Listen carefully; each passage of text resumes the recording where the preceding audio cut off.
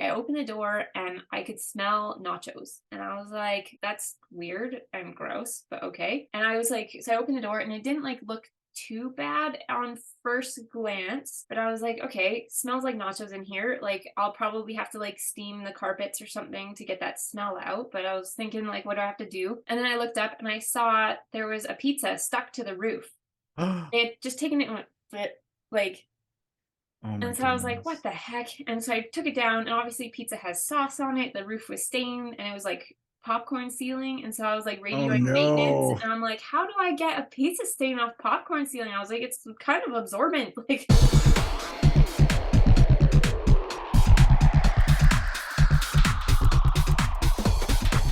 Hey, fellow workers, I'm Siever, and you are joining us for episode 4 of season 2 for the Alberta Worker Podcast. We are a proud member of the Labor Radio Network, as well as new of this season, a proud member of the Harbinger Media Network. We are broadcasting from the territory of the Niitsitapi, and today's guest is Devany MacBean, a nurse here in Lethbridge. Thanks, Devany, for joining us. thank you so much for having me. So we're just going to basically go right into it. We'll have you tell your life story, where you grew up, what your family life was like, education, that sort of thing. And then afterwards, you can tell us your labor history, what your first job was, subsequent jobs, what you're doing now, the journey you took to get there. And you can either tell us that at the end, or you can intersperse it with your life story. So the floor is yours. Perfect. So I am originally from here in Lethbridge. I was born and raised here, and I really like this community. I did have the opportunity to move away for a while, and I decided to come back. My dad grew up here as well, so my family's pretty rooted in this community. My mom's originally from Punishai, Saskatchewan, grew up on like a First Nations reserve out there. Yeah, they ended up moving to Lethbridge for a little while, and she met my dad when she was like 13, and then they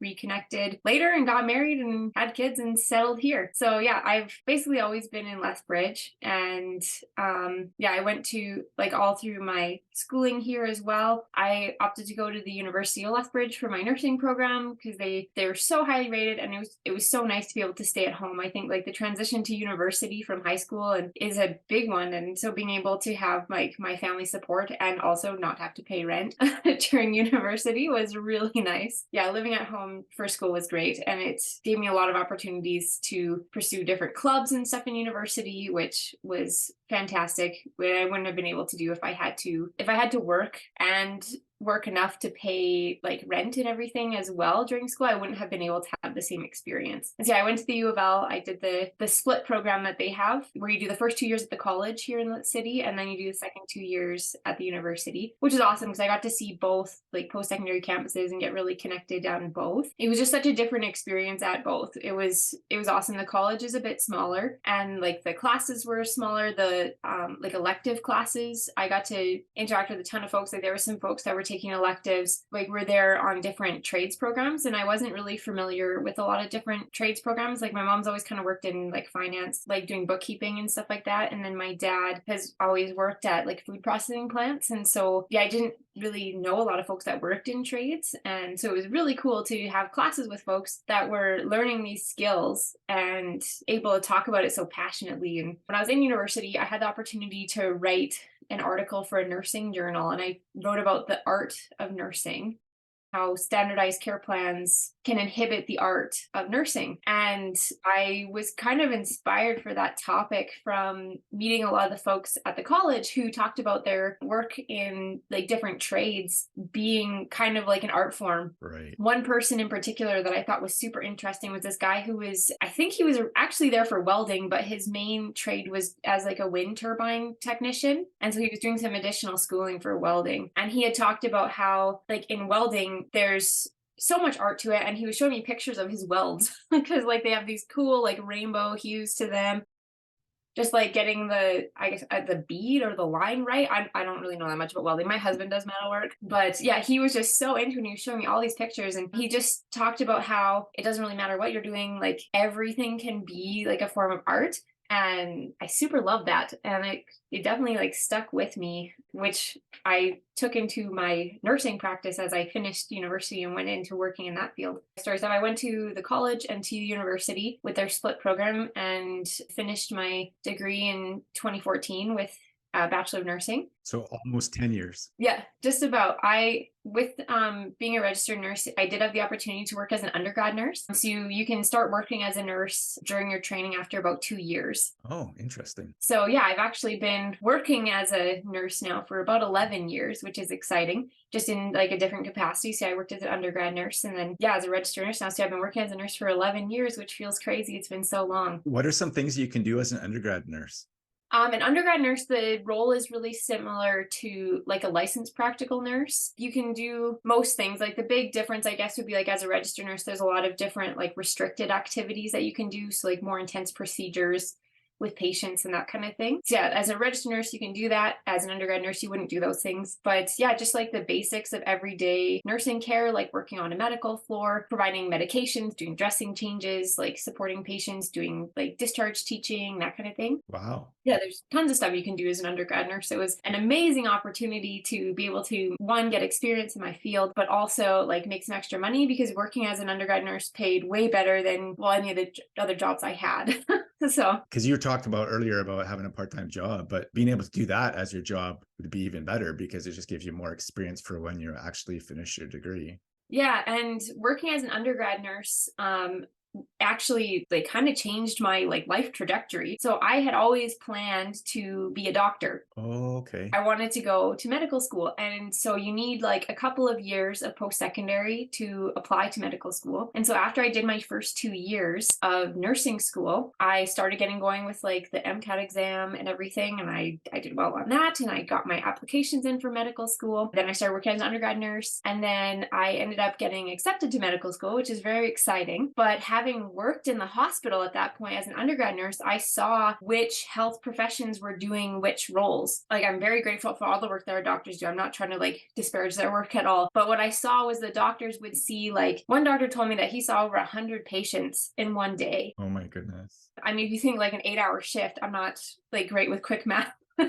It's more than 10 per hour. Yeah, exactly. So that's just a few minutes with each patient. I guess if you're a specialist, you've got your job too, you're doing an assessment on this specific thing. The idea of spending like so little time with a patient, I don't know, that like really didn't appeal to me. Being an undergrad nurse, I got to talk to some of the doctors and I was asking them about their careers and like what their day-to-day looked like, and which I'm sure a lot of them thought was probably pretty annoying. This like brand new little like undergrad nurse like being like, hey, can I just ask you some life questions unrelated to your work when they're seeing 100 patients a day? But it was really great for me because I got to hear about what their day-to-day looks like and how much time they actually get to spend with each patient. Like, yes, they were making a huge difference for a large number of people, but a lot of the doctors I talked to said that working in hospital anyway, they really wished that they could spend more time with their patients, and they just felt like it was kind of a revolving door. Like, they did what they had to do and then it's on to the next one. And yeah, it really didn't appeal to me. And it's not like it's something they're choosing to do. I mean, that's the way the system is set up. Yeah. And I mean, like,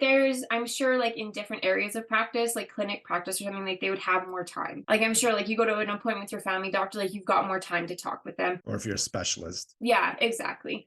Like, the hospital environment is what appealed to me. And so yeah, talking with the doctors, I realized like, yes, they get to do these like amazing procedures and skills that are super interesting, but they don't get to spend that much time with the people. And the part that was important to me was the people, and like getting to connect with folks like on a human level, having the opportunity to like preserve dignity for folks when they're in a situation where that may be a challenge. And what I got to see working as an undergrad nurse was that the physicians obviously do amazing work, but it's like the nurses at the bedside who are the ones that are actually like spending time with them. It's like, we're on a shift for 8 or 12 hours. Your 8 or 12 hours are with those same patients for the most part. Like, there's obviously areas where they have higher turnover, like emergency, but if you're on like a medical floor, someone's in there overnight, like you're with them. You're with that person for your 8 hours or your 12 hours or your 16 if you have to do overtime. So I got to see that and I was like, that's what I want to do. And getting to see like all the different procedures and stuff I could do as an RN, I was like, that's a lot of like medical skill that's still needed. Right. So I got my acceptance letter for medical school and I hoed and I hummed about it, and I was like, I don't know if this is the right path for me. I think I'm just gonna like finish out my nursing. I decided to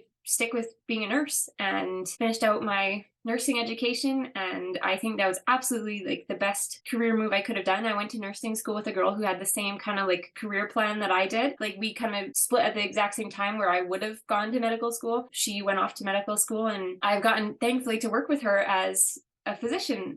Really? now that she's finished medical school, which is very cool. She came back here. Yeah, she came back here.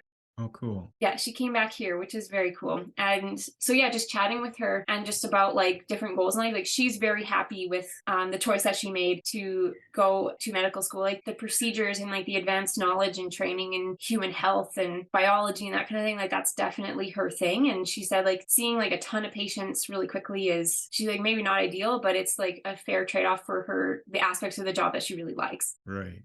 Yeah. It's very cool to be able to connect with her from time to time when our paths cross at work. I guess getting back to the life story part, I finished up my nursing school and I got a nursing job, which I absolutely adored. I loved it. My first ever nursing job was in acute geriatrics and geriatric psychiatry. Oh, okay. I guess maybe should I like jump back to I guess like my full labor history here? Sure. Or we could do it at the end, whatever you want to do. So yeah, I guess backtracking. My very first job was as a person building boxes at the food processing plant that my dad worked at. Oh, wow. Okay. It was great because it paid way higher than minimum wage at the time. And my job was just to build cardboard boxes. And I thought that will be super easy. I can build cardboard boxes. But at the time I was, I think 14 or 15, and I was not fully aware, I guess, of the needs of these cardboard boxes.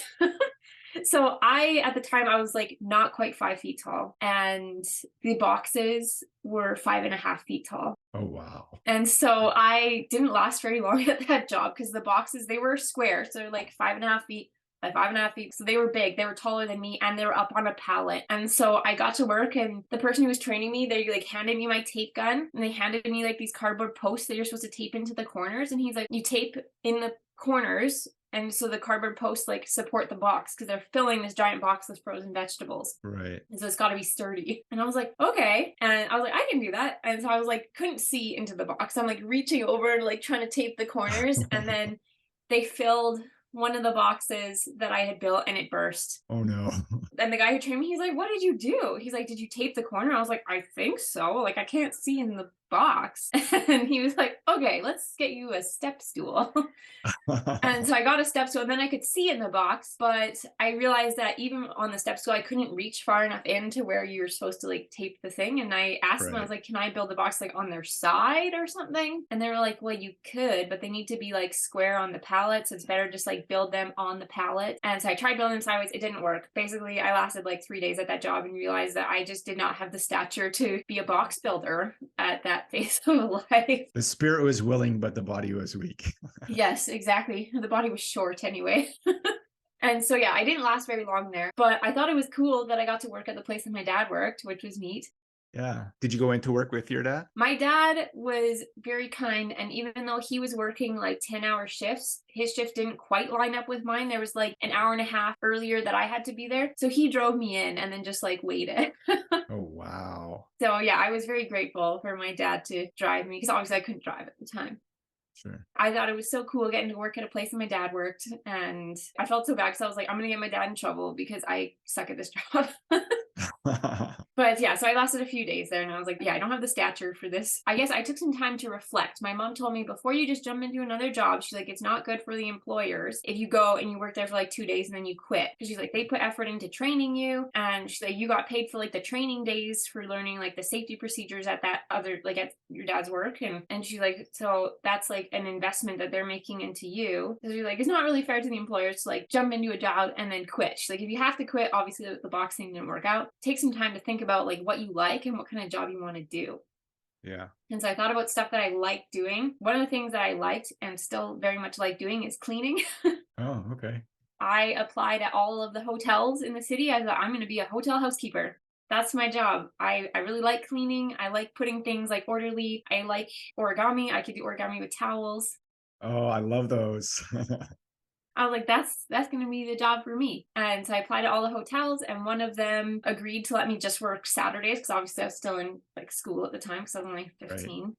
Yeah. And so yeah, they agreed to let me work just Saturdays. And yes, I got a job as a hotel housekeeper.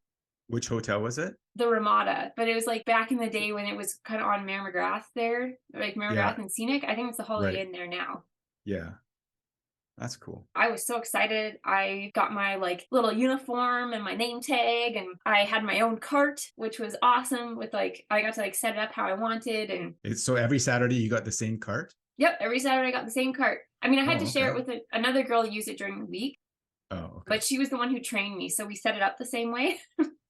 Okay. That makes sense. That's cool. Yeah, so it was really nice. And like she was so sweet. Like on Friday, she would usually like write a little note for me. And like not like a hey, do this at work kind of note, but just like something with like a joke or like a funny Oh, that's story. And cool. she would leave it on the cart. And then so on Saturday night, I would do the same. I'd like write her a joke and leave it on the Nice. cart for her to get on Monday. That's cool. So yeah, it was pretty fun. And yeah, so hotel housekeeping was awesome. I like super loved it because everything is just really like it's really methodical. You have to get it set up like just so. Towel origami is kind of fun to do. So and even just like folding the toilet paper so it looks nice like in the bathrooms. That was great. And that job, it was great because I really enjoyed it. It didn't pay very well. It paid like $6 an hour, which I think was minimum wage at the time. And I got 12.60 an hour building boxes, and then I got was like $6 an hour. And I was like, this is like Uh, a major pay down. I really liked it though. So I was like, you know what? They let me work just Saturdays. I like the work that I'm doing. And now, like as an adult, I have gotten a lot of mileage out of the stories I got from that job. So sure. And how long were you there for? All of high school? no, I was there for a year. Okay. And I've got two like really good stories if we have time.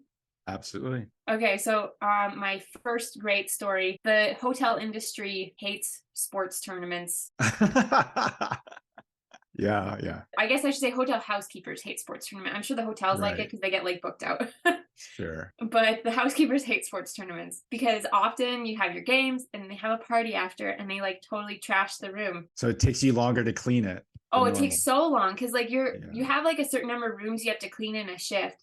And so Right. like if you spend a super long time on one, like you still have like your other 10 rooms that you have to clean in your shift. Yeah. And do you have to stay later if you can't get them done in time? Yeah, you either have to stay later or hope that one of your coworkers finished early and can like come help you. Oh, okay. So, I mean, I did get my first taste of like a little bit of overtime at that job, which was kind of a rude awakening because the day that this first story happened, I had plans. So my dad has like a cool old car. Every year he goes around for street wheelers. So I was gonna cruise in the street wheelers cruise with my dad. He was going to Right. pick me up from work in like his cool car, which we literally called it the cool car. Like growing up, it was the cool car. And so he was going to pick me up from work in the cool car and we were going to go cruise for street wheelers. And so I was working through these rooms and I realized like I'm not going to get done in time. So I like radioed the supervisor and I was like, can anybody come help? And she's like, Devany, no. She's like, it's a soccer tournament. Like everybody's behind. You have to stay late. And I was like, but I have plans. And she was like, I don't care. So Like, does everybody else. yeah, like you have to stay. She's like, your assignment is these rooms have to be clean before you leave. And I was like, what?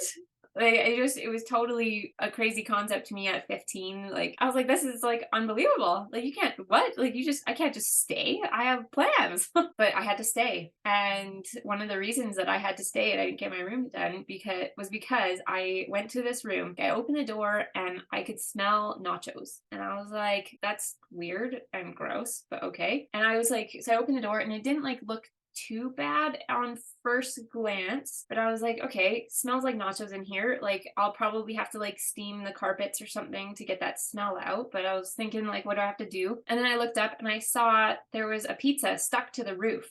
Oh They had just taken it and went like, my and so I was like, goodness. what the heck? And so I took it down and obviously pizza has sauce on it. The roof was stained and it was like popcorn ceiling. And so I was like Oh radioing maintenance no. and I'm like, how do I get a pizza stain off popcorn ceiling? I was like, it's kind of absorbent. Like, Oh no. and so then maintenance told me, they're like, hey, we just need you to like scrape the popcorn ceiling off that's like stained and then we will come and like popcorn it Right. when you're done. And I was like, okay, so I'm doing that. And it's like, okay, the rest of the room's not so bad. I was like, it still stinks like nachos in here. And then I opened the bathroom door and the tub was full of chips and like that liquidy, like fake cheese that you can get.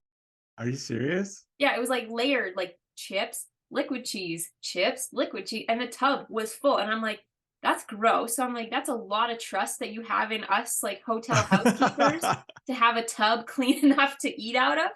Like it's I guess if you probably eat out of the middle, it's fine. but I was just Oh like, my there's goodness. and like I had my like rubber gloves on and I was like, this is the full tub. I was like, this is not like on something. This is the full tub full of chips. So then I like radioed down and I was like, how do you get chips out of the bathtub? I was like, what do I do? She was like, I don't know. She's like, just scoop them out. And I was like, my garbage like on my cart is not big enough to, she was like, how many chips are we talking, Devany? Just like sweep them up. And I was like, no, like a lot of chips. Like a lot. And I was like, it had liquid cheese on it. And so I had to get the maintenance guys to bring me like a giant garbage cart and a shovel because I was like, I don't know how to like efficiently get these chips out of the bathtub because I grabbed it by hand. Like I was a tiny lady, I got tiny hands. Like it would have taken me probably 150 handfuls of not just, maintenance brought me a big garbage cart and a shovel to get these nachos out of this tub. That's why hotel housekeepers don't like sports teams. I finally finished off my like section and I finished about the same time as a couple of the other girls. And I was like telling them about this and they were like, Devany, that's not that bad. Like, oh no. They're like, as far as like sports teams and hotels, it's not that bad.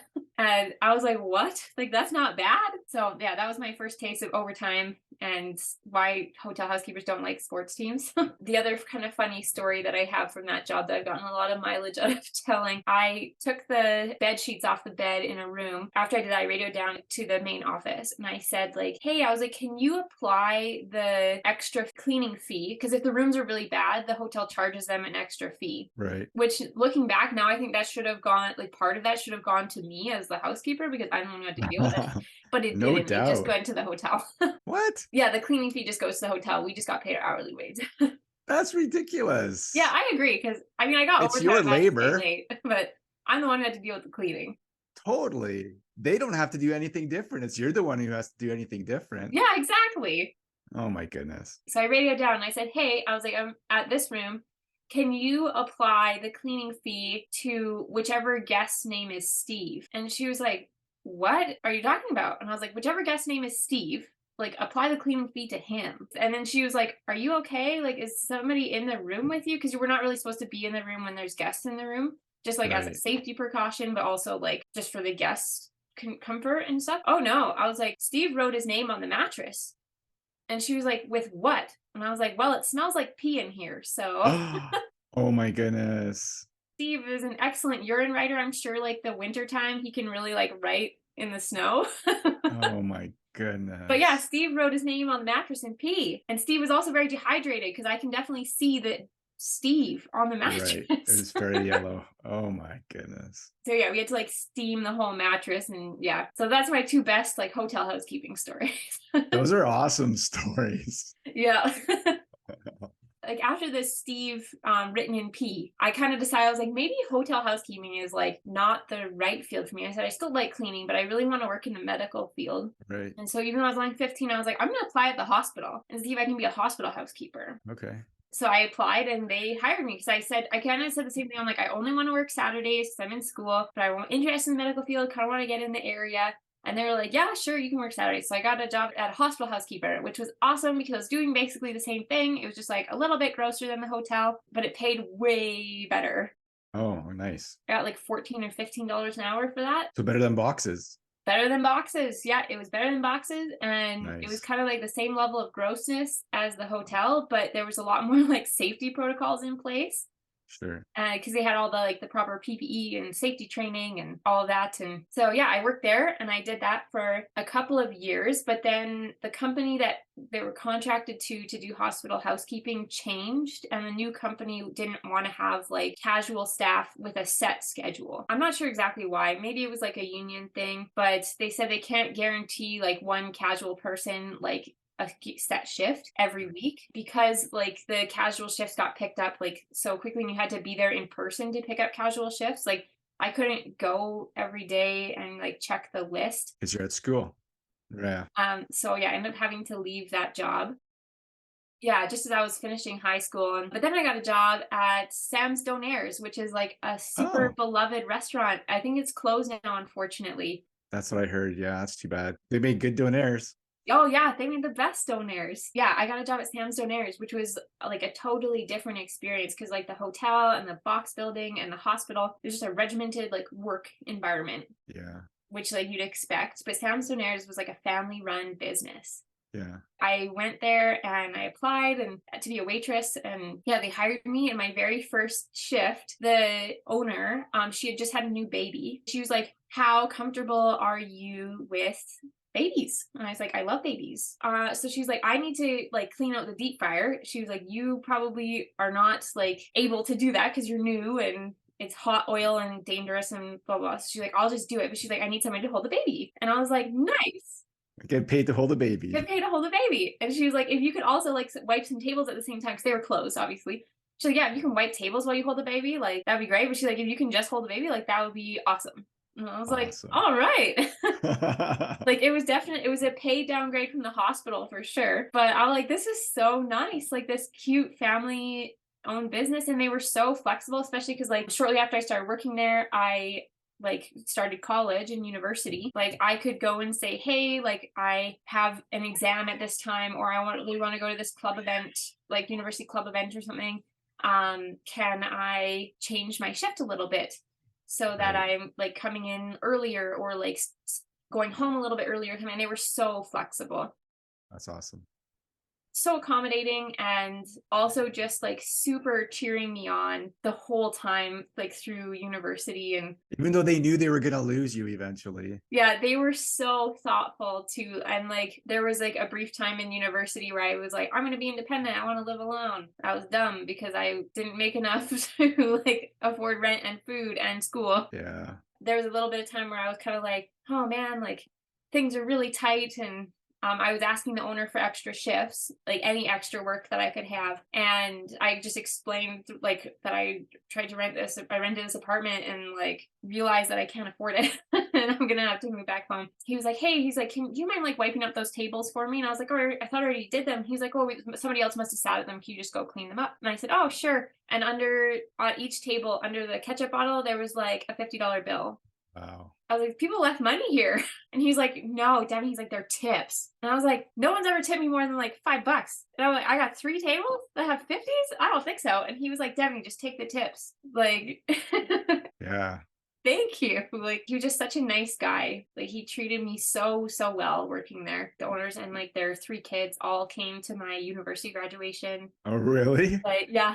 Wow. And they cheer me on, and yeah, like they treated me so well. And even like before they closed here, like 10 years after I stopped working there, every time I went in, they were like, Devany, so glad to see you. And like awesome. I still like, I always like paid how I could, because like I always said, oh, like it'll be on debit, and then they would pass me the debit machine, it would say 0, and they're like, you don't pay to eat here, like we love you, you worked here. And so I'd always like, because I knew how much stuff cost, so I always put in a tip like for whatever I knew the meal cost.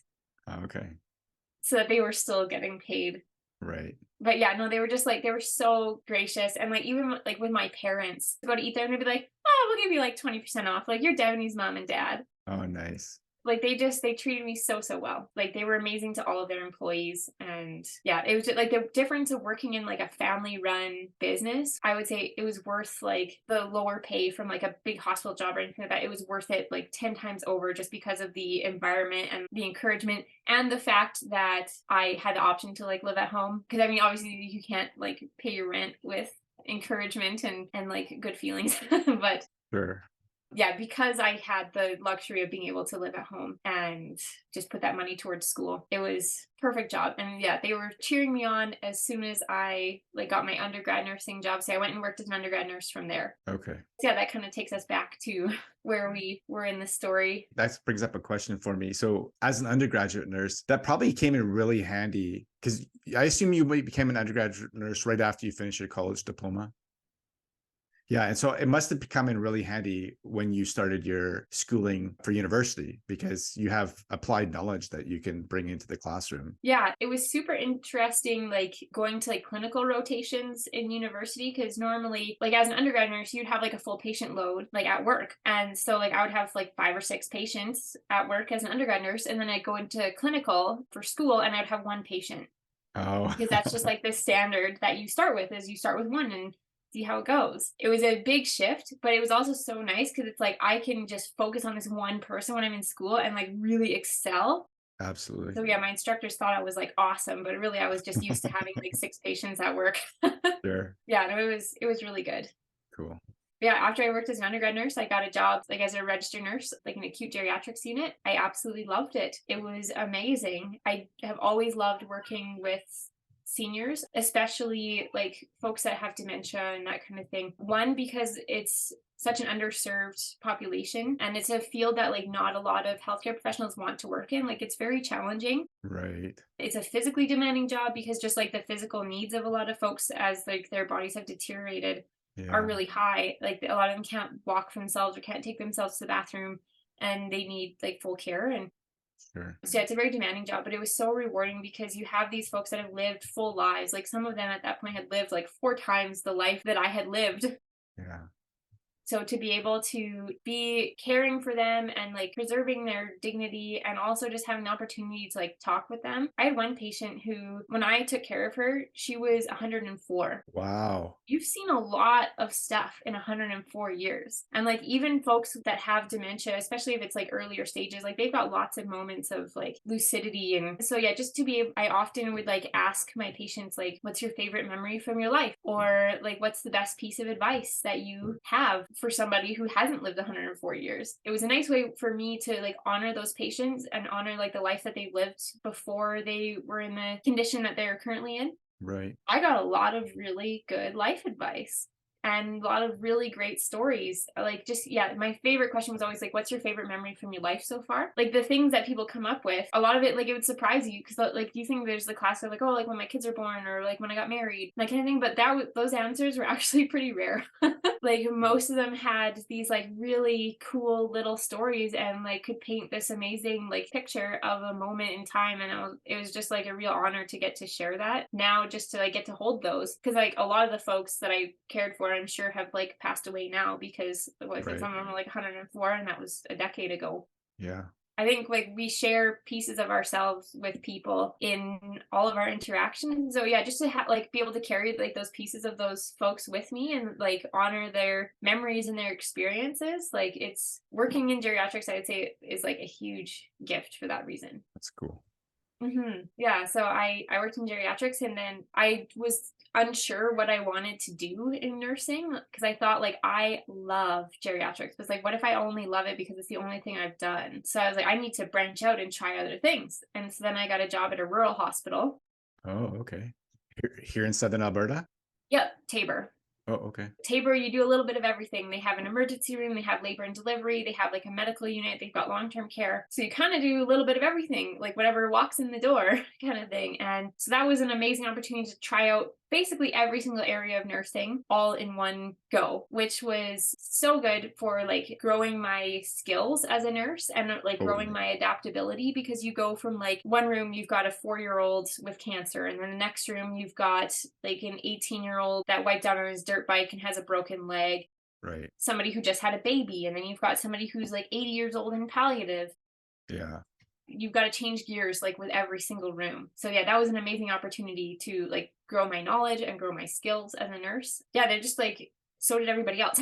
So there just wasn't a lot of like permanent positions out there. Yeah, I was really aiming to get like a permanent line so that I could get benefits, because at this point I had moved out, I had my own place. Were you living in Tabor? I was living in Coaldale, actually. Okay. I had thought of moving to Tabor, but I was still working casually in Lethbridge. And so I didn't want to be like just in Tabor. And my family was in Lethbridge and my friends were in Lethbridge. Right. I didn't want to move to like a whole another community and feel like that separated from everybody. I know Tabor's like not that far. It's kind of silly, but I wanted to be closer. So I moved to Coaldale. So I was like, it's nice and in the middle. And the nice thing about Coaldale is the rent was so much cheaper. No kidding. So in Lethbridge, like I had about a budget of like $800 for rent, including utilities and everything. And in Lethbridge, that would get me like a studio apartment, maybe, in like a sketchy place. Like, yeah, it was like not great. But then in Coaldale, that got me a full house. Wow. It was a 1-bedroom house, but it had 2 bathrooms, which is weird that I had more bathrooms than bedrooms, but I did. And that was just for you? Just for me, yeah. 2 bathrooms. I mean, it was a small house. It was like 600 square feet. Oh, okay. Yeah, it's a little bit smaller than ours. Tiny old farmhouse. But I loved it because I had like a big yard, and so I got to do a garden. And it's just you don't need a big house. Well, yeah, exactly. I was by myself, and I owned like a chair and a mattress. Like I didn't even have like a bed frame. Sure. Yeah, I've been there, done that. Yeah, exactly. So I had like a chair and a mattress, and then my parents like gave me some dishes, and I think they gave me a bed frame. So I would have my mattress on the floor. Felt bad for you.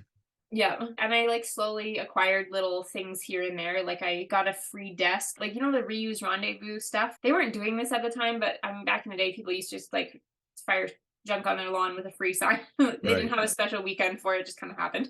Yeah. Yeah, I got myself like a free desk and got my little like laptop set up, and I loved my Coaldale house. It was amazing, and it was just like such a good deal. Cool. So yeah, I lived in Coaldale and worked in Tabor and worked in Lethbridge. I met my husband and we started dating, and yeah, continued just working in Tabor. How did you two meet? We met at Ezzy's. Oh, okay. Yeah.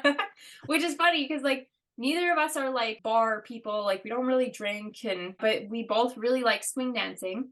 And Ezzy's was having a swing dance night on my birthday. Oh, wow. Okay. And so I went to the swing dance night with a friend, and a friend of mine basically announced to the entire bar when we arrived, he was like, "It's her birthday. Everybody has to dance with her." So you got a bunch of dances? So yeah, I danced with like probably like 40 people. Oh my goodness. Because like swing dance is nice for that because like it's a really social dance. Yeah. So like you're meant to dance with a ton of people, and it like makes you a better dancer too, because if you like dance with one partner all the time, like you get to know their like kind of tells and like how they lead things. And so Right. even if you can do a move with one partner, if you only ever dance with one person, you might not be able to do that move with another person because you won't know like the lead-ins to the moves well enough Sure. when they're done by other people. And so yeah, my husband and I, we've been taking swing dance lessons like at the same place even for years on different days. Oh, wow. Yeah, so he was going like Monday, Wednesday, and I was going like Tuesday, Thursday. Oh my goodness. I feel like my husband and I were like meant to be together, and like everything in the world was trying to like put us together, and it just took us like so long to actually cross paths because like as we were doing swing dancing at the same place, like taking lessons on different days. And we had like a sort of mutual acquaintance, like this couple. I like barely knew the groom and he barely knew the bride, but they had the biggest wedding ever, and they invited every single person they've ever met in their entire lives. They had like 500 people at their wedding. Wow. We had 300 at ours, and I thought that was a lot. Yeah, we had about 200, and I thought that was a lot. Wow. My husband and I both went to this wedding. We didn't know each other at the time, but there's like pictures of us, like, because our tables, we were sitting like back to back. No It was way. tables. And so there's a picture where somebody was like, "Hey, everybody turn." And so we're all like, and so like my husband and I are like right beside each other in this picture, What? but we didn't meet at this wedding. Wow. And that happened at like 2 other weddings after that, where there's like pictures at these weddings that we were both at. No way. Never met. And then like there was a couple of swing dance events. It was like a swing dance like intensive training weekend or something. But he was a better dancer. He still is a better dancer than me. But he was in the intermediate group and I was in the beginner group. Okay. Or then he was in the advanced group, and then at the next one I was in the intermediate group. But we were in the group picture together. Right.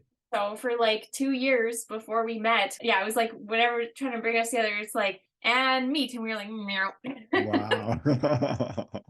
So this swing dance event at Ezzy's, our like crisscross not meeting, finally we met and we danced together. Like I danced with him and I thought like, oh, I was like, that's like a nice handsome guy. Like he seemed, and he's like, he's not intoxicated at all, which is rare at a bar. So I was like, I gotta talk to him. And then he disappeared. And I was like, where did he go? He, I guess, was thinking the same thing. He danced with me and he was like, what a nice girl. Like, Oh, I got to chat with her, but he was the designated driver for his friends. okay. And they wanted to leave. So we didn't get to talk to each other. But we danced together. Right. So that was on a Friday. Did you have his name or Nope, anything? nothing. Just this redheaded guy. Yeah, just this handsome redhead that I danced with that was super polite and that wished me happy birthday. So I was like, dang it. And I even told my friend after, I was like, I wish I would have got that guy's name. I was like, he's gone. Because at this time, like I was single and like I wanted to date. And so that was Friday night. And then Saturday, a friend of mine was like, hey, you should come to church with me on Sunday. And I was like, okay, yeah, sure. I'll come to your church with you. Had you gone to church before? Yeah. Okay. You grew up going to church. No, I didn't grow up going to church. I Oh. started going to church more like as a teenager. Okay. Like friends would invite you out or whatever. Yeah, friends would invite me out. Like my family is not really religious, but my friends invited me out, and I actually ended up getting to go to Southern Alberta Bible Camp with some friends Okay. when I was younger. And yeah, just like the Bible message, it really connected with me. It connected with something in my soul. Like it was the right fit for me. So yeah, I've attended church like on my own as a teenager, and then now my husband and I go to church. Okay. So yeah, my friend invited me to come to her church. And so I showed up at the church and I was waiting outside for my friend to show up. And I like was calling her and texting her. I was like, "Are you coming?" And she's like, "Oh my gosh, I'm so sick. I'm not going to make it." And I was like, I'm at this like different church than I usually go to by myself. And I don't know anybody. I'm like looking at the time. And I'm like, it's too late to make it to my usual church. Like it's already started over there. Okay, so you're going to a different church. She invited you to this church. Yeah. Okay. So I was like, oh, I guess I'll just go in. But then as I'm like heading in to the church, Graham had the same thing happen. Somebody invited him to go to this church, What? not the same friend, and they were sick and they didn't show up. Did he go to church normally as well? Yeah, he did. Okay. He grew up going to church. His parents were both ministers. But a different church. A different church. Oh So my he got invited goodness. to go to this church. The person who invited him was sick. It didn't show up. And he was like, well, I'm here anyway. I'll just go. And so I was in the building. He walks in and he marched up to me and he was like, I danced with you on Friday. He was like, I got to ask you on a date. He was like, I was kicking myself. I didn't get your name. He was like, please. He was like, I'm not leaving this spot till you go on a date with me. And I was like, okay, yes, I will. Wow. There was a lot trying to like push us together. So it finally worked. The Alberta Worker Podcast is a proud member of the Labour Radio Podcast Network. Here's a jingle from another member of the network. Hey folks, it's Bama Athreya, your host on the Geek Podcast. You can find us on Stitcher, Spotify, and wherever you get your podcasts. And this show is now part of the Labour Radio Podcast Network. You can discover more than just us by visiting their website at laborradionetwork.org. The Labour Radio Network will help you find your favorite union podcast or radio show, besides this one, of course. And now, back to the show. You're listening to the Alberta Worker Podcast. Yeah, we had an awesome first date. We went to church together. Oh. It was the next Sunday that we went on our first date because I had picked up a bunch of shifts at work for the whole week and he was in university still. So he's like, hey, like any evening this week. And I'm like, I work literally every evening this week. So Sunday was the next Sunday was the first day that we could go out. So we went to church together. Was it the same church? Yes. Oh, that's awesome. Yeah, so we went back there. So Graham's parents, they have like a large like rural property and they had bees. And so they like make their own honey and stuff. Oh, okay. Graham did not know. I'm allergic to honey. I'm very allergic to honey. Oh. He's super like perceptive and like sensitive and observant and stuff. But when I danced with him, I was wearing this like sugar plum perfume and probably too much of it because he noticed. So when we went on our date, he showed up at the church and he was like, I got you this like sugar plum tea. He's like, because you smelled like sugar plums when I danced with you. Wow. He's like, and I brought you this honey that I made this honey like with my family's bees. I was like, that's so thoughtful. Like, what a nice gift. I'm like, but I'm like deathly allergic to honey. So I'm like, you just keep the honey. And I was like, I'll take this sweet tea as a gift. Yeah, it was just like such a thoughtful gift. And so yeah, we went to church and then we went out to lunch and we were talking and having a wonderful time. And then he was like, do you want to go for a walk like after lunch? And so we went for a walk in the coulees for like 3 hours. Wow. On a first date. Yeah. And then he was like, I don't really want this date to end. Like, do you want to go swimming at the university? And I was like, okay. So we went swimming at the university. And then he was like, do you want to have dinner together? And he was like, I'm making these like roasted beets and like Indonesian peanut sauce things.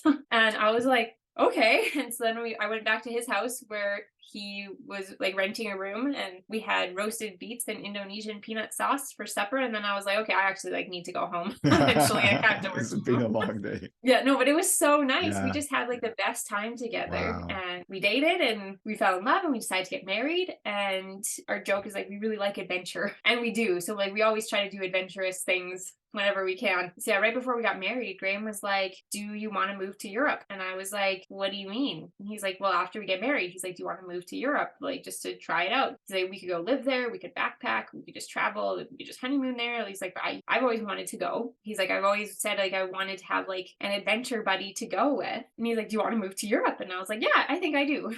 Cool. So we got married and then 3 weeks later we packed up all of our like precious belongings and like put them in storage and then rented our house as furnished with all of our stuff that we like were fine with just having it be like used by other folks. And yeah, so 3 weeks after our wedding we got on a plane and moved to England. Wow. I was thinking about nursing over there. And then, so when we got there, we realized how it just like didn't make sense. Nurses like don't get paid well over there. Okay. And the logistics of trying to get a nursing license there were going to be like very challenging. And so we looked at our finances and stuff. And Graham was like, well, why don't you just be like the adventure planner? Because we didn't know for sure how long we were going to be there, but we thought like a year. Right. To start. Yeah. So he's like, for the year, why don't you be like the adventure planner and I will work. And then whenever I'm like off work, we will adventure. That I was like, perfect, amazing. I love it. Let's do that. Graham's first job over in the UK was at a boarding school for kids with autism. Oh. When he got hired, they kind of build it as like, we need somebody who's like eccentric and can connect with kids who like have special needs. And Graham was like, that's me, I could do that. He's a really unique teacher in the sense that he never actually went to school. He was homeschooled the entire way. Okay. And so his first experience in school was going to university to be a teacher. Had he already have his teaching degree by this point? Yes. Yeah, he had finished Okay. his teaching degree. Cool. And so we got to the school. We lived at the school because it was a boarding school. So they had staff accommodations there. And so we lived in an apartment like on the school property. And they didn't tell us though that this school was not like eccentric kids who need like eccentric teachers. This was like last stop for prison for children with Oh, wow. like behavioral problems and like criminal behavior who also happened to have autism. Right. It was kind of like a prison environment for these kids. Like it was just so regimented and the kids were so difficult to like work with. And like Graham is a really like, he's like a gentle soul. And so to have to be so like harsh and like regimented and I don't know, he just said there was no like human connection with these kids because as soon as you like showed a little bit, like all of a sudden you've got kids like getting themselves into dangerous situations and like you couldn't be relaxed on any rule at all in any way. And the rules were just so strict. Graham just really couldn't thrive. Like he's a gentle soul and he's a creative soul. And so there was no creativity in that job. It was like, give the kid the book, supervise the kid while they do the book work. Do not let them leave the room unsupervised. If they need to go to the bathroom, you radio for like a hallway attendant and they will walk them to the, like it was Wow. really intense. And then we just decided that job was like not for us. No doubt. I was allowed to like not work because I started a master's program. So like we did it's called like a tier 5 visa where you can either work or study. And so I decided since I wasn't working, I was going to work on my master's while we were there. But he needed to get a job because he was doing the working portion of the visa and the working portion of like providing for us while we were there. Right. So that place, it was kind of near like the Welsh border. So we decided to pack up and we moved right into the heart of London. And Graham took a job with like a substitute teacher agency where they sent subs out to like hundreds of different schools in London. And so he would like get a text in the morning saying, this is the school, like have a good day. Yeah. And so he taught at a different school in London every single day. So every day he had a sub job? Yeah, every day. Wow. Oh, yeah. Okay. Yeah, it was awesome because if a school sucked, he's like, I just won't take jobs at that school anymore.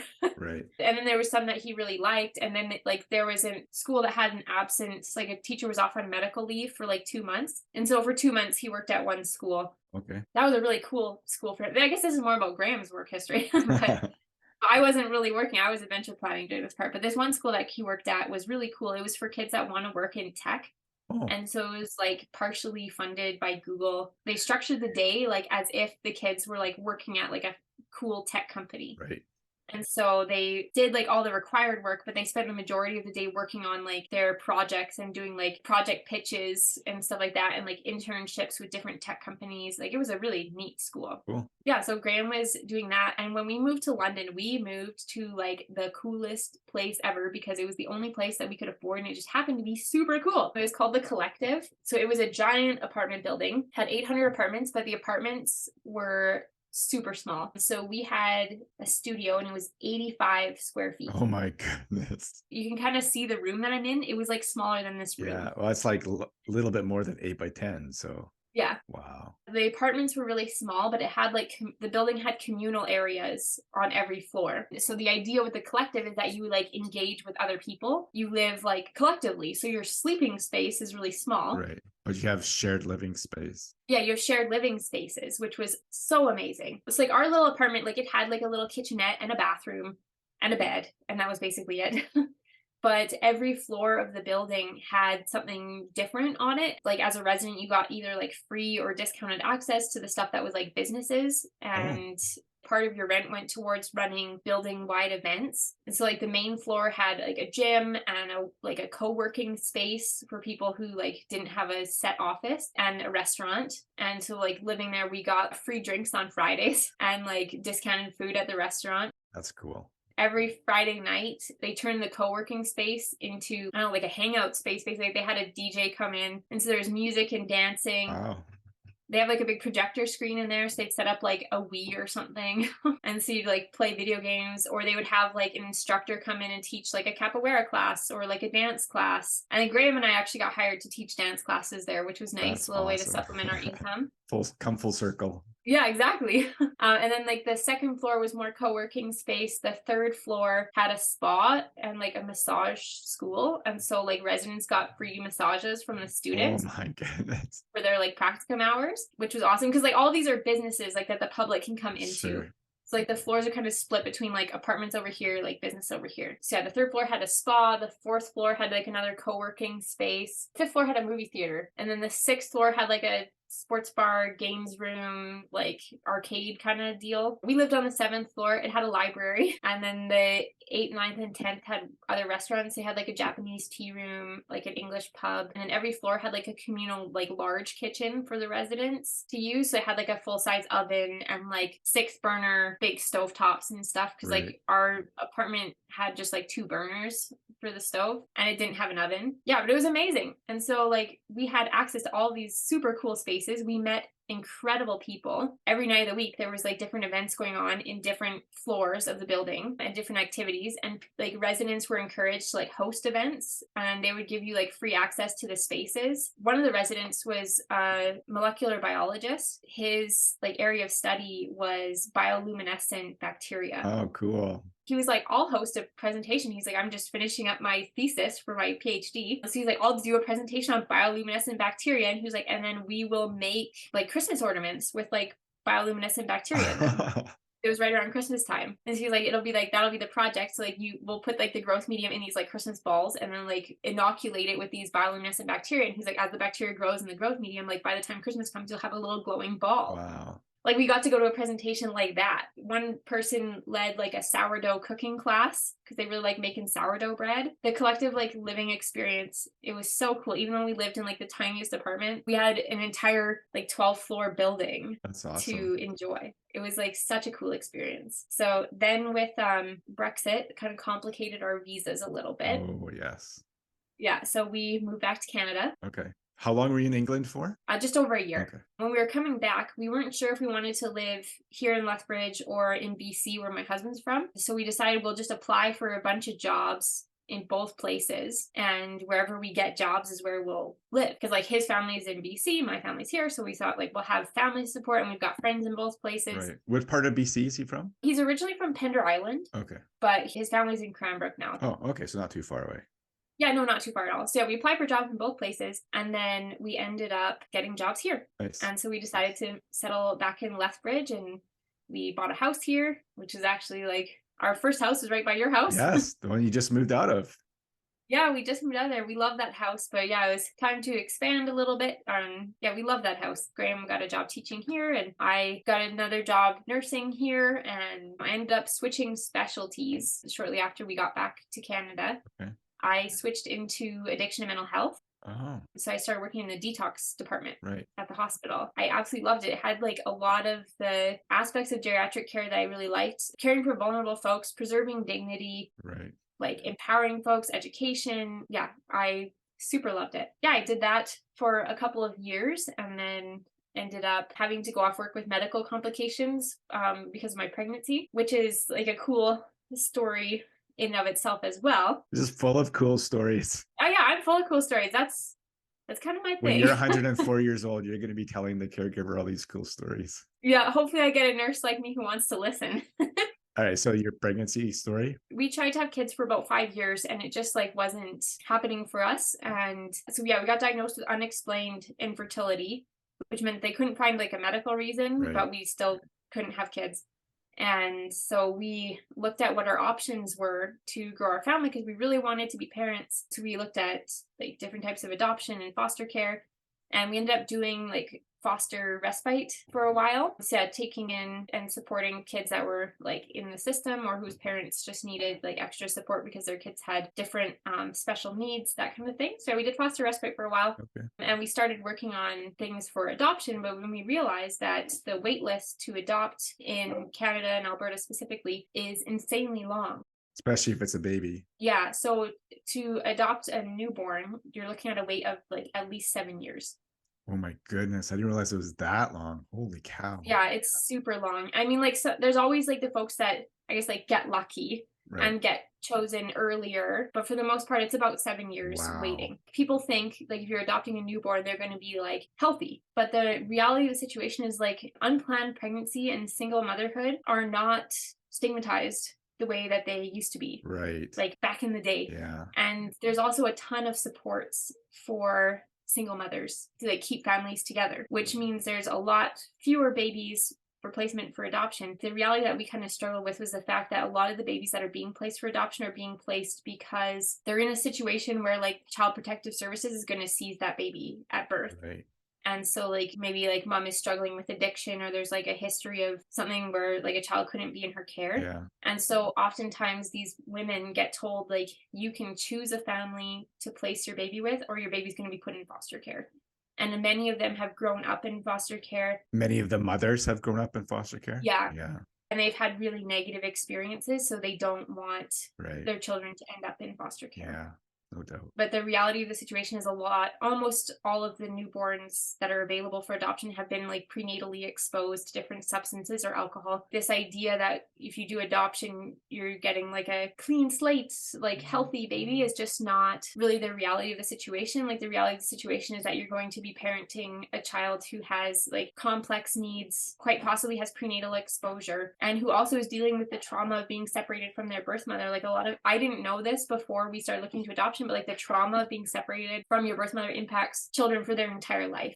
Right. People think, oh, you get a newborn and then you don't have to worry about that, but that's just not the case. Like adoption affects people for their entire life, whether they were placed as an infant, as a toddler, as a teen. The adoption story will affect them for their entire life, and that separation from their family of origin is a trauma. Sure. So yeah, just like realizing that and realizing the weight, like we had to really reflect on who we wanted to be as parents, and like, are we able to take on all of that and support a child through all of that? Right. And so we decided that we could, but the weight was like super daunting, and we were looking at other options, and we came across embryo adoption. Oh. Yeah. There's a fertility treatment called in vitro fertilization where they like harvest the egg from the woman and the sperm from the man. Right. They put them together in a lab. Right.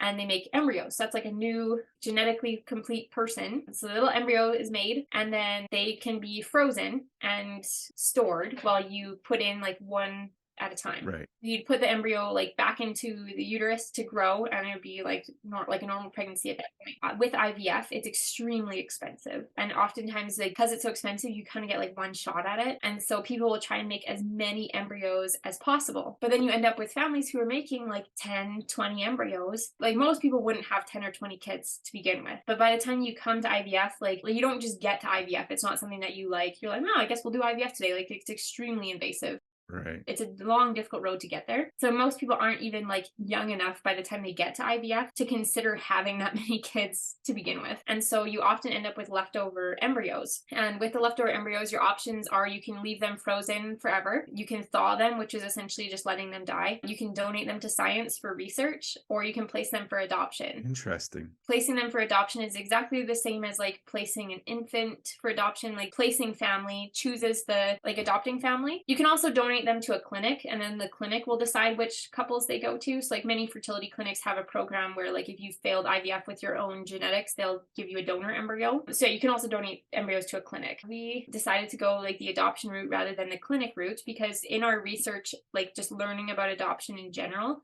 we realized just how vitally important it is for people to feel like connected to their genetic heritage. When you do an embryo adoption or like a donor embryo through a clinic, you don't like, because it's kind of a medicalized thing, you don't actually get the medical or like genetic history or to know who the donor family are. It's just anonymous. And so like if your child has a question coming up from that, they're like, where did my blue eyes come from? Like you have no idea. Or medical history when they get older. Yeah, that's where it gets super complicated. It's their medical history because like you have no idea. And when we were looking into all this, like, because originally we thought like closed embryo adoption would mean you don't have contact with the family of origin versus open, and we weren't sure. But then I met an individual online, like just doing research, and I joined some like forums and chat groups and things of folks who either were donor conceived or had done embryo adoption themselves and that kind of thing. And I met this lady who she was born through like a donor embryo. She ended up with like a super rare form of bowel cancer, but that's genetic. Like normally this type of bowel cancer happens like very early on, and she ended up very sick and like way worse off than if it had been caught early. Bowel cancer is not common in young people. She had said like had she known her genetic history, like what, because she ended up meeting her genetic family through 23andMe like years later. Oh, okay. But she said like tons of people in her genetic family actually had this bowel cancer. And so she said like had she known her genetic health history, she would have been able to have treatments way earlier, like before she even got sick, that would have been able to prevent her from having this. And so like chatting with her and knowing that story and like just how much not having your genetic background can impact somebody, we decided that we wanted fully open like relationship with like the genetic family, because it's also just like nice to know where you come from. Like people I think innately have a curiosity about where they come from. Right. And so we opted to do embryo adoption through an adoption agency. We replaced embryos and ended up doing a transfer, which worked and became my daughter. She's 10 months old. She's so sweet. Cool. She's a wonderful girl. And was the biological parents like local? No, they're in the States. Oh, okay. Embryo adoption is actually quite rare in Canada. Most people either just thaw their embryos to discard them or they donate them to science in Canada. So the wait list to adopt embryos in Canada is like 2 to 3 years long. Okay. Whereas in the States, like the country in general, I think it's a lot more pro-life than we are here. So embryos are like more regarded as like unborn people. And so it's way more common to have them placed for adoption in the States. Okay. And so we went through the States because the wait was basically non-existent. There's way more embryos waiting for adoptive families in the States than there are people to adopt them. We were placed with an adoption match with like the genetic family that wanted the same kind of relationship that we wanted. So like we connect with them regularly. Cool. Yeah, we have a super open relationship. Their kids like are fully aware of the situation and they send videos and pictures and stuff to our daughter, which is super sweet. Neat. So yeah, it's really special for us to have that connection because it essentially is like our extended family has grown. Right. Like we've really grown to love our placing family and they've grown to love us too, which is really special. Yeah. And so the other children, I guess, are technically her biological siblings. Yes. Like not even half siblings or anything. No, they're full genetic siblings. Interesting. Like twins, maybe even. I guess not. No, so twins would have to be born at the same time. From the same egg or, yeah. Yeah, or two eggs that just grow like in utero at the same time. So, but like her and two of her siblings were, I guess, like frozen at the same time. Okay. Like just a little detail that I think is really special. The embryos that our daughter came from, they were frozen like basically exactly when Graham and I met, like within a couple days of us meeting. So yeah, that's like super special to us because like when I got the like medical report on the embryos and it said when they were frozen, I'm like, Graham, that's when we met. And we know when we met because it was my birthday. Yeah. So they were frozen on your birthday. So that's when the eggs were fertilized, was that day? The eggs were fertilized like 4 or 5 days before that. Okay. So yeah, and then they were frozen and they were frozen for 7 years, like waiting for us. Wow. My daughter was frozen for 7 years. She's like a super chatty baby. Like she loves to talk all the time. And so our joke is that she was like, she's frozen for 7 years. So she had a lot of time to like think. And now she's just got a lot of stuff to share. And did you have to go to the States to have the procedure performed? Yeah. Yeah, we did. We could have technically like transferred the embryos to a clinic here, but we did a lot of fertility treatments with a clinic near us and we just obviously didn't have success and weren't super happy with the experience there. It's also really hard to transport frozen embryos across the border because they have to be in like a cryo tank, which looks like a bomb. And so like the adoption agency told us, they're like, if you transport them across the border and the border staff open the cryo tank, it'll kill the embryos. And they're like, then you have none. Sure. So they said, we just really don't recommend it. And the other thing is like fertility care in Canada is not covered by Alberta healthcare or anything. So you have to pay for it out of pocket anyway. Yeah, it's ridiculous. And so the idea is like, we're going to be paying for it here or paying for it there. It actually, the amount that we paid at the clinic in the States was actually less than what we were paying for the treatments and stuff we did here. Oh. Even with the exchange rate, like they just charge less at that clinic. We got to have like a nice little vacation. The adoption agency did tell us like some people choose a clinic in like Hawaii or Florida or something. And then they like go have their embryo transfer done, have a little vacation.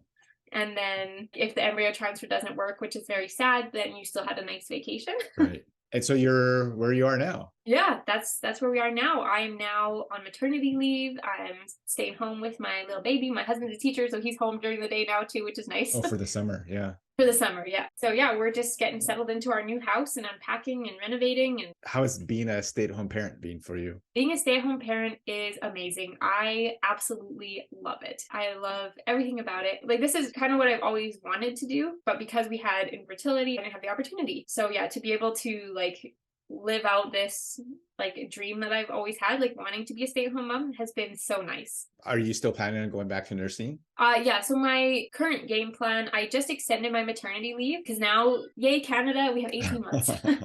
Which is so nice. I originally took 12 months, and then as my like return date was approaching, I talked to my boss and I was like, you know what, I don't feel ready to go back. So what I'm planning to do is once my 12 months are up, I'm going to do like a 6-month extension and like work casually in that time. Just kind of like ease back into things, and we'll see how things go from there. And so you're not going to be like a stay-at-home mom like right up until your child goes into school or whatever? I don't know what we're gonna do. It's like, well, I'll see. Yeah, we'll see how it goes. Like working casually. I mean, like I love my job, but I also love staying home. It's so difficult. It's so hard to know. Yeah. So yeah, I don't know exactly what we're gonna do, but I'm just taking it like one step at a time. So like the step right now is that I'm still on maternity leave and I'm loving it. Our next step will be like going back casual for those 6 months like of my maternity leave extension. And then we'll just see from there. All right, cool. Well, that's your life story. That's awesome. Wow, that's a lot. So what I usually ask all of my guests at this point of the interview is, how has your intersections of marginalization ever influenced your experiences as a worker? And so that could be, your gender, sexual orientation, ethnicity, economic class, religion, whatever it happens to be. Well, I think I've been really fortunate. Like, I don't know that I've had a lot of like marginalizing experiences at work, but I think a lot of that is thanks to the fact that I went into a field that is predominantly women. Chatting with my coworker and friend that I mentioned earlier who decided to go to medical school, like where we kind of branched off and I stuck with nursing, she went to medicine. She said like she really struggled as like a woman in medicine because like it's primarily men that are going into medical school. And I think that statistic is changing now slowly, but because I think like as women, oftentimes you're ingrained to sort of be like, I guess, more polite, like in a situation that's like difficult or frightening or challenging, like there's like the fight, flight, fawn response, and like women tend to like do the fawn response.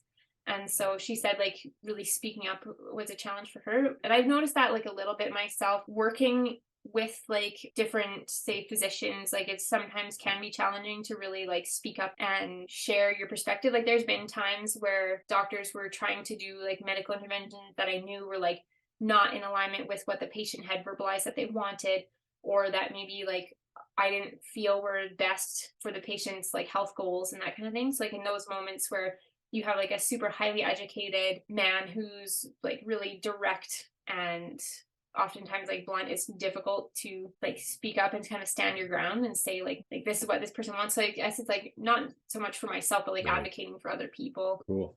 And you said your mom grew up on a reserve in Saskatchewan, and is she Cree? She's not, but my grandmother, I guess, has been given like honorary membership. They adopted and fostered First Nations children, and she grew up there her whole life. So my mom was raised like in that culture. So like genetically no, but she was raised like in that culture. I see. All right. Do you have any final thoughts that you want to share with our listeners? I don't think so. I said a lot. All right, no problem. If people are interested in, following you or learning more about the things you have to share online, is there somewhere they could go to follow you? If you have a blog or public social media accounts or anything like that? I don't have any like public social media accounts, but I think like the stuff I would recommend following, if you're interested in nursing, the Alberta Association of Nurses is a new organization in the province, trying to unite all nurses. So it's got like RNs, LPNs, like the whole group together in one place. So the Alberta Association of Nurses is a really good option. Okay. And then if you're interested in embryo adoption, Snowflake's embryo adoption is probably the best resource. Great. And I'll make sure to put those in the description of the podcast. And if people are interested in following Alberta Worker, you can find us on social media. We're on Facebook, Twitter, and LinkedIn. You can also visit our website at albertaworker.ca. And while you're there, you feel free to sign up for our newsletter. We have a daily, weekly, and monthly newsletter where we summarize our most recent news stories. And if you like this podcast, please rate and review it so other people can find the podcast just like you. The Alberta Worker Podcast depends on the support of listeners like you. So if you are in a financial situation where you can afford to support us, we'd appreciate that. You can visit albertaworker.ca/support, where you can support us for as little as $1 a month. If you're interested in being a guest, just email us at podcast@albertaworker.ca, or you can DM us on social media. Thank you, Devany, for joining us today. Thank you, everybody, for tuning in. And as always, solidarity.